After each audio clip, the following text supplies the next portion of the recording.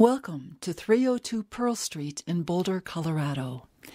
The original home, built in 1897, and its additions now provide inspiring spaces and studio rooms for workshops. Recent renovations blend historic preservation with energy conservation and less toxic building materials and techniques.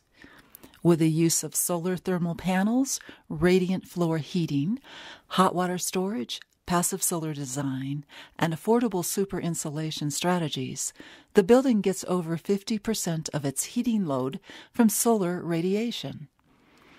In this video, we'll walk you through the building, detailing how we implemented various technologies and show you how we applied sacred architecture principles. You'll also see the finished product and can visualize whether this unique building would be a good fit for your group.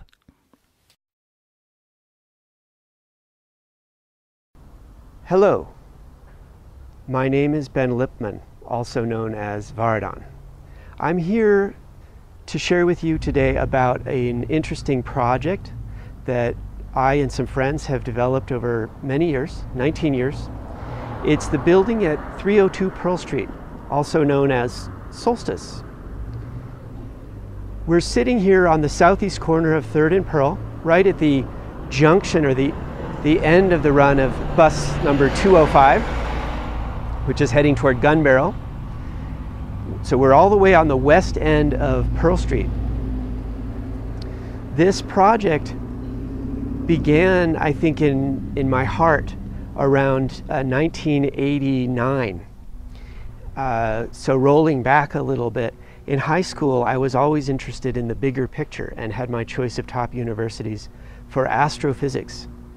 And my course through college included study of geology, which is also about a bigger picture in terms of time frame for sure, architecture, physics, and eventually mechanical engineering, with an eye toward the human experience of technology and designing for that and developing creativity.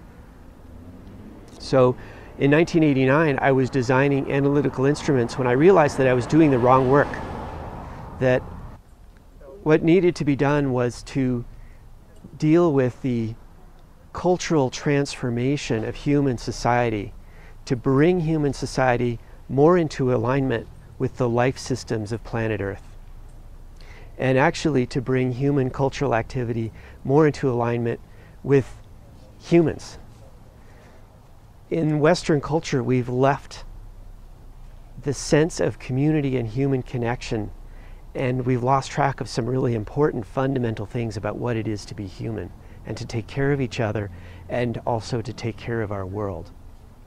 At that time, the global warming conversation was just beginning, and at that time there was no way to do graduate study that was really directed in areas that I was particularly interested in, which would have been sustainability, sustainable design, human community, cultural transformation along those lines.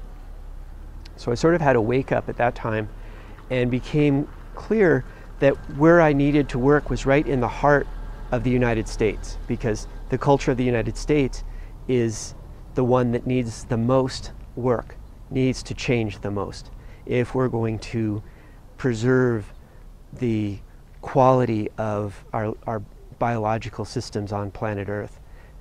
Now is the time for human beings to start making changes and protect what we have. Our birthright is the beautiful biological diversity of this Earth.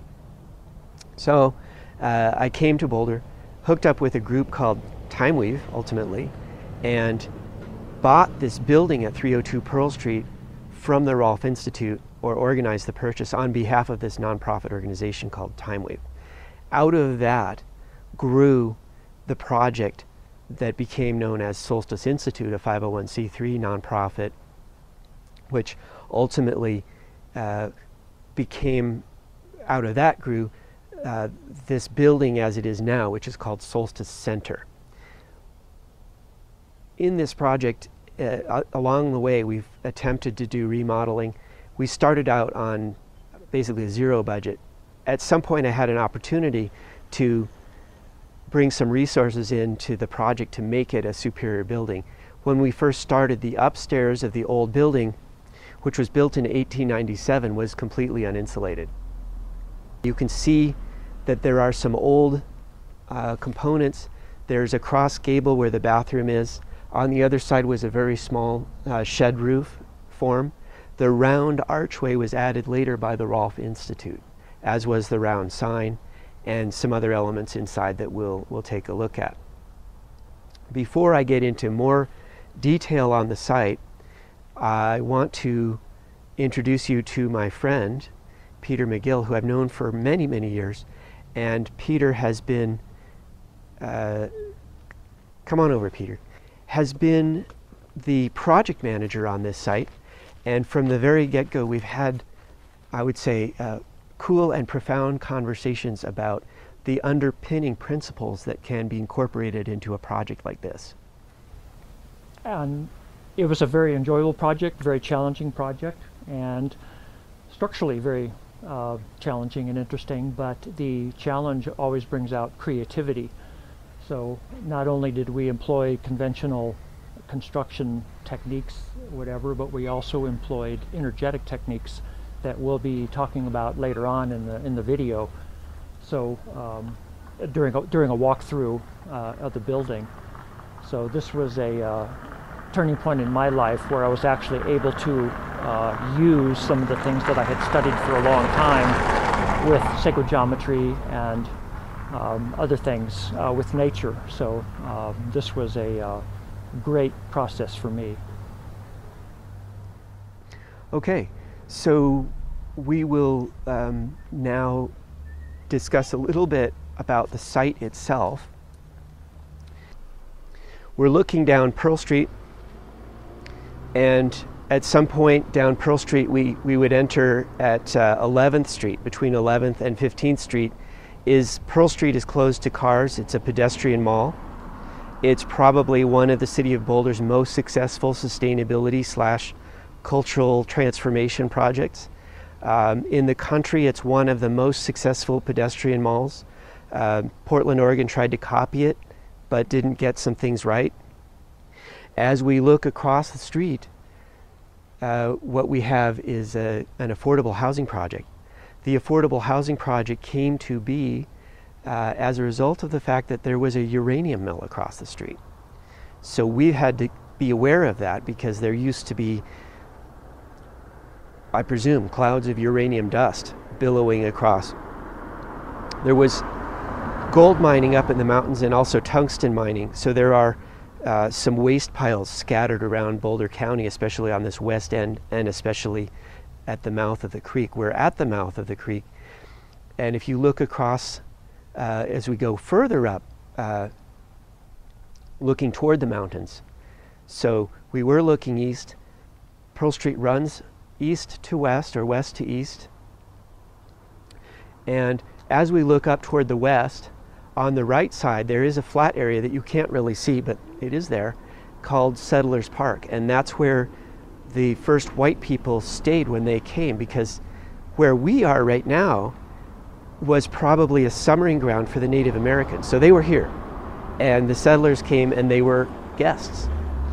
And that's why that area is called Settlers Park. So this mouth of Boulder Canyon was a very important site for the Ute, the Navajo, and the Arapaho Indians. And the reason is that Colorado is very special. Half of the state is mountains, but half of the state is completely flat. And within Colorado, basically at Blanca Peak, is the end of the Rocky Mountains as they progress south. So they die in Colorado. And then we enter the realm of New Mexico, the desert biome. So we have a mix of desert biome, plains biome, and mountain biome, or mountain / forest biome. And so these different biomes, a biome is an area that has a unique constellation of soil types, plant types, animal species, and so forth. And what you have in Colorado is this really interesting mix where you will have Doug fir on the north side of a mountain, and then on the south side of the mountain you'll have forest, cactus, and yucca. So this mixture of plants and animals means that this was a very important gathering area for plants, especially plants, herbs, medicines, foods, and hunting animals for the Native American people. And they, of course, were very conscious of what they used. It's kind of famous, but community is an important value in Native American society. They really understood on some level this idea of caretaking the land and living together sustainably. I'm not going to propose that we should all go back to subsistence living on the land, but we will need to move toward a sustainable society, toward sustainable culture, if we are to thrive on this earth. And so this facility from the get-go has been considered to be a sanctuary for the emergence of this culture of sustainability, community, health, and transformation. So this building at 302 Pearl Street has been an opportunity to explore many different ideas in architecture. I would say that it's been a process, not only in the evolution of the building, but it has reflected a process for myself personally, and a deepening of understanding and sophistication of, we could say, consciousness or comprehension. And what's also happened is that because this has been a community site, we started having dances twice a week in September of 1993. So we're looking at 19 years of community dance events and gatherings and so on. And to pay the bills, we've rented the building out to different groups who have used the facility for different purposes. And there's been an evolution of interest and use of the facility as well. And part of that may be related to our success in creating an interesting place for people to come and gather. So when we first started, we were at bottom of the barrel at the rental value, and now we're the gem. We're the place where everybody wants to come. So a few years ago, it had shifted to energy healers, and now it's a site that's well known as a place for community gatherings around meditation, spiritual practices, and yoga, and so on, like things like that. And that has also been part of my own journey, more and more into spiritual science. And in time, having gone to India, I came back and studied Ayurveda, and am now an Ayurvedic doctor and have my clinic upstairs. Before I left, when I was starting to study what sustainability means, I began to understand more and more that sustainability ultimately is about health, health of society, health of individuals, health of the planet. And Ayurveda offers this very comprehensive understanding of what is health, health being the functional integrity, life, healthy life, being the functional integrity of mind, body, and spirit, and health being the normal functioning of waste processes, the balance of the tissues, the balance of the doshas, and so forth. But what I want to share with you in particular right now are some core principles that have guided the architectural journey, if you will, of the site.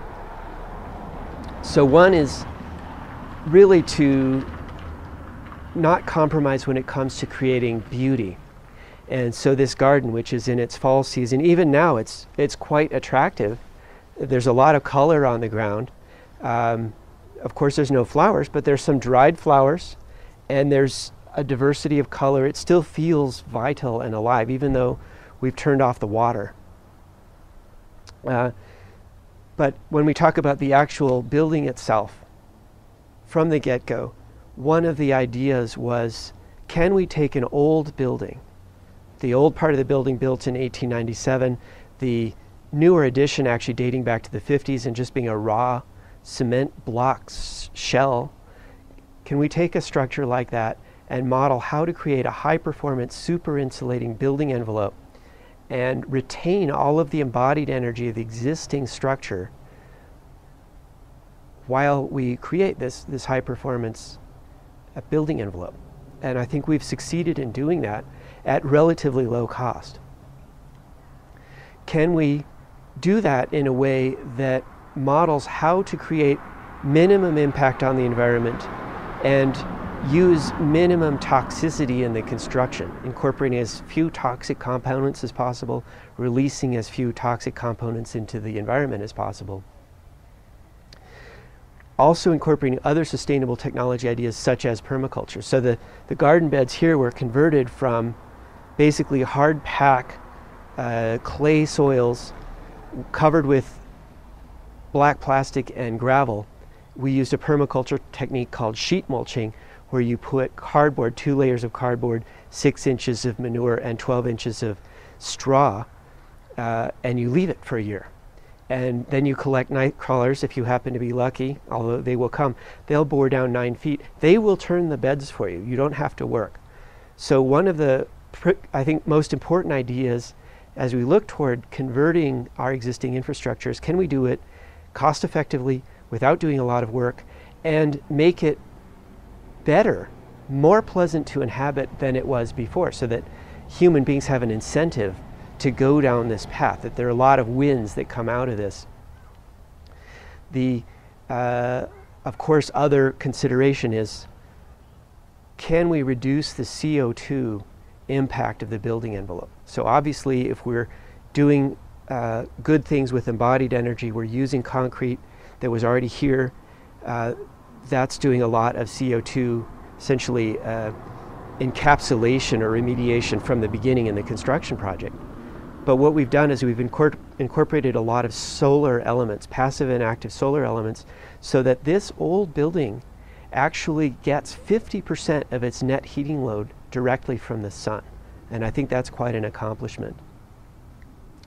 And then there is a theme here that actually is a profound challenge in a site like this, which is to find the marriage between historic building preservation and sustainable design. And we've definitely threaded the needle there. It was part of our conversation with the city. I think we've done a pretty good job of retaining a lot of critical, or I would say important historic features. This is the corner of the historic West Pearl Historic District, and at the same time create a model, high performance example of sustainable architecture. And the last theme is not just a LEEDs rating, not just a good number in terms of eco spec. We're actually looking at the next edge, because what we need to do if we're going to bring about the transformation in human society, it isn't just about recycling our cans, and ultimately it isn't even really about dealing with CO2 sequestration issues. We have to evolve as a human society so we're more compassionate, loving, committed to our personal transformation. Only if we incorporate those deeper values, those guiding principles in a coherent way with integrity, will we really transform society. So what we're looking at is this idea of postmodernism, where Vastu Shastra is incorporated, sacred spaces are created, a sense of sanctuary is part of the design process. We're creating a place where people come out of modern society.